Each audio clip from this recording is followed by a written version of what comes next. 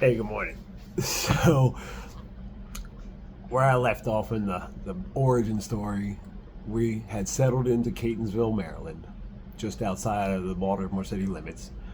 And in grade school, like third grade, I had already started to develop a free will of it, if you will, where I realized that people couldn't really stop me from doing what I wanted, and being an outside kid. There was video games and stuff at this point, but I really had developed a strong desire to be outside. And my mother doing daycare in the house made it so that she was busy with other people's children, and I just chose to spend most of my time outside chasing friends, riding scooters, skateboards, climbing trees.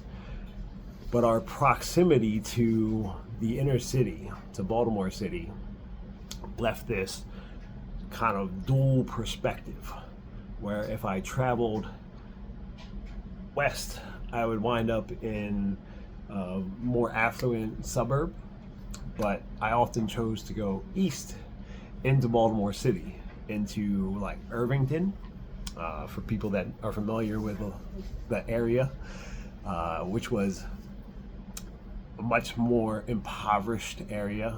There was people on the streets selling drugs, addiction, and things. So at a very early age, I became very comfortable with the poverty of it all. And I developed a strong sense of normal life being one of consumption, of addiction. And even though I had access to the grandparents that had a much more affluent area to live in out in Columbia, Maryland, I chose often to go into the neighborhoods that were more impoverished for whatever reason.